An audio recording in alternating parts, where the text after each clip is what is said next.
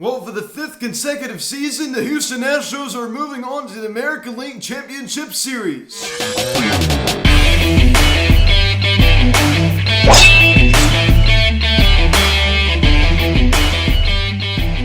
Yo, what is going on, everybody? Welcome to the Phillies Hats Videocast recapping the American League Division Series between the Houston Astros and the Chicago White Sox, as the Astros win the series in just 4 games. Like I said, before getting into this video, please subscribe if you haven't not yet.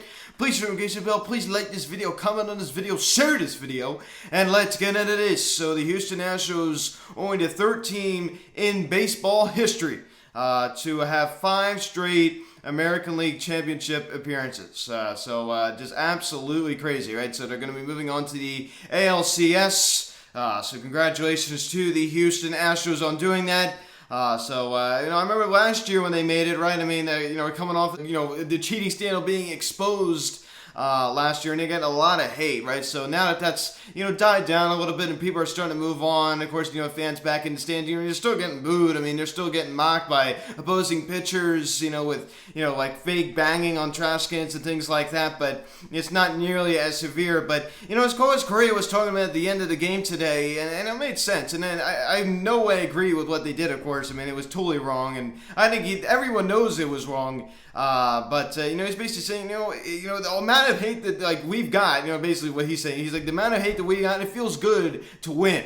Because they're not cheating anymore. And you understand that, right? Whether you dislike the Houston Astros, whether you like the Houston Astros, I mean, you have to understand that either way. This objective thinking, it would make sense. It would just make sense. Just kind of quiet the crowd a little bit. Like I said before, I'm not a fan of what the Astros did by any means, but that does make some sense. Coming from a guy that I'm not really a huge fan of in Carlos Correa, and I've been on record saying that in videos prior. So the White Sox bring in Tony La Russa prior to this season to be their manager, and he can get this team past the division series. So the White Sox season is over officially. And I said going into the series, I said this is a toss-up, right? I mean, these are 2 pretty good teams. They're 2 90-plus win teams. So I'd say it's a toss-up. I mean, I wasn't really going to, take a side either way. I mean, this was a pretty evenly matched series, and it went to the Houston Astros. It wasn't like it was a sweep. But I tell you, man, the White Sox had a great comeback in Game 3 of the series. We'll talk about that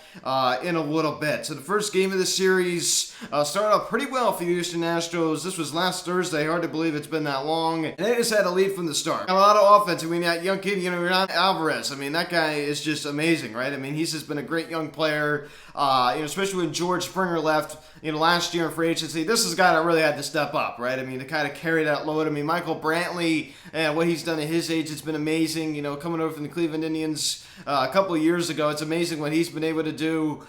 He's just put together a lot of great seasons, man. I mean, that guy's just a very, very productive hitter. There's no other way to put it. And, up until the top of the 8th, then the White Sox were getting shut out in this game. And an RBI single by Jose Abreu got the White Sox on the board in the top of the 8th inning. But I tell you, it was not going too well for the Chicago White Sox in this game at all. Dusty Baker did something I thought was pretty interesting, right? You're seeing every single manager this postseason has pretty much not let their pitcher really, surpass 6 innings. Dusty Baker let Lance McCullers Jr. Go almost 7. As he went 6 2/3. Lance McCullers Jr., he definitely looked very, very good in this one. There's no question about that. The Astros bullpen also did its job, and Lance Lynn, not his start. Getting smacked with the 5 earned. And this series just did not go well for the Chicago White Sox. Frank Thomas was talking about it too. Their offense, how inconsistent it is, how, when they score a bunch of runs, they usually come back the next day, and they just don't do anything. Astros would later go on to win the second game. So they're up 2-0 on the Chicago White Sox. That's just a bad feeling when you're down 2-0 like that. Just one more game and then you're done. It's not that hard to win 3 games in a row. Of course, the Chicago White Sox could not do it. It was pretty much a back and forth game, for the start. The Chicago White Sox were on the board first, but it was pretty back and forth. And then Yuri Gurriel with that game-time 2 RBI single there in the bottom of the 5th inning, right to tie the game at 4. And then the Astros would not look back as they had the lead from there on out. as they won that game, right? So, I mean, Kyle Tucker, hitting a home run. He's a guy over there for the Houston Astros who's been a pretty productive player. Flamber Valdez, a guy who had a very, very good season for the Houston Astros in 22 games, with a 3.14 ERA. Didn't look so good in this game, only going 4 1/3, getting smacked with 4 earned, allowing the 7 hits. I mean, it wasn't really his kind of start, but luckily for him, his offense backed it up. But Lucas Giolito, I mean, that other guy had a pretty decent season for the Chicago White Sox with a 3.53 ERA. He's a guy that I've always thought had really, really good potential. I've always been kind of a fan of, Lucas Giolito. I always thought that there was something big in him. I mean, he hasn't been like, some legitimate ace, but he's been solid in his career. He wasn't special either. He walked 5 hitters in just 4 1/3. So that's not the kind of line you want to have.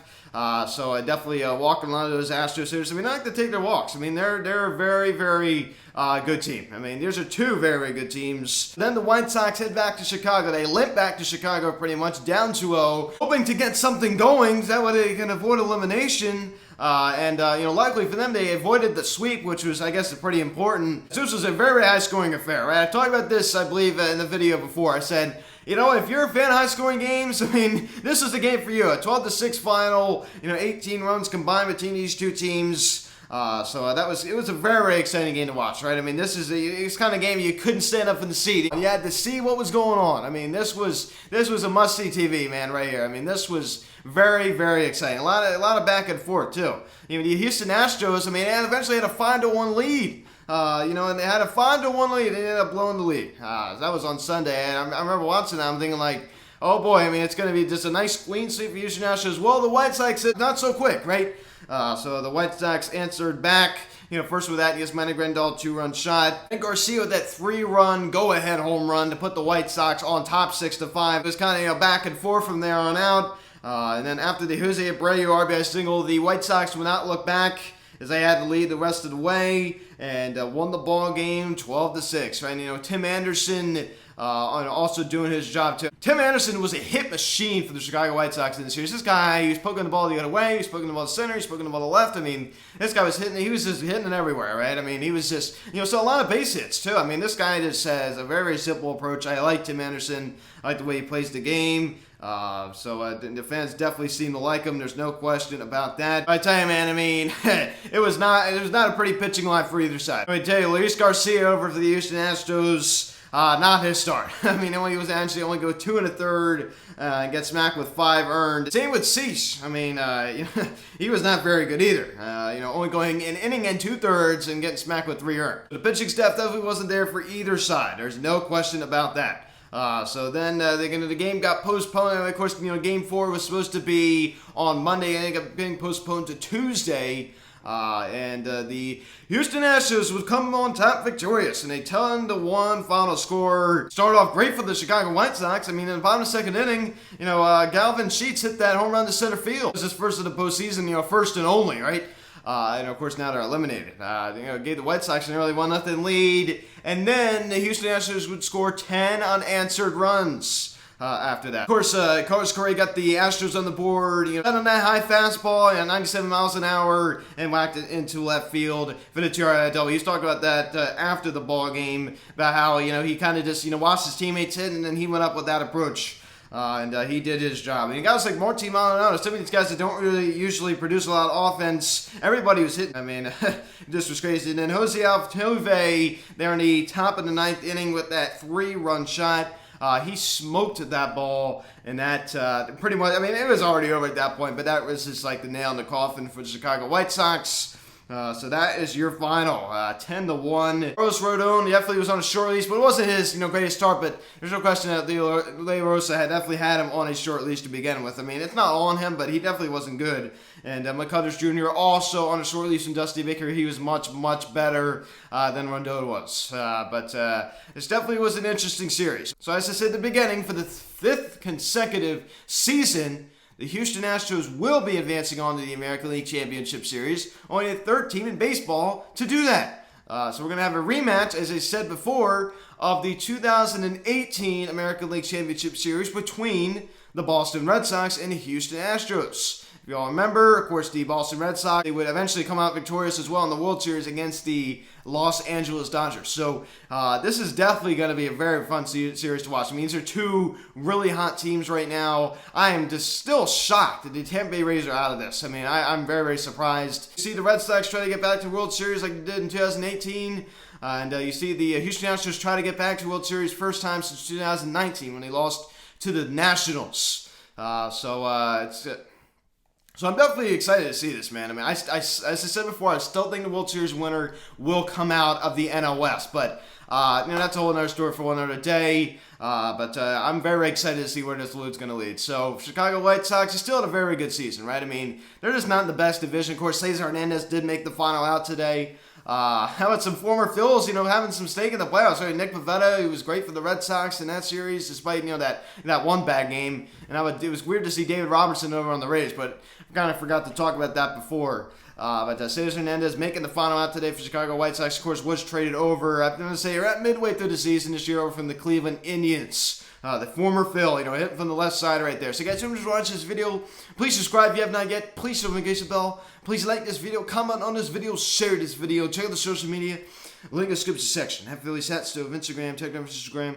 Call or text 267-225-3D92. Email me. PhillySatsEvent@gmail.com. So I will probably see you all tomorrow for another series recap. Hopefully a hotline video out this weekend. I don't know. We'll see. I'm not really going to make any promises. But possibly. I got a couple of voicemails I want to play. I'm Luke, and I'll talk to you later. I'll see you again.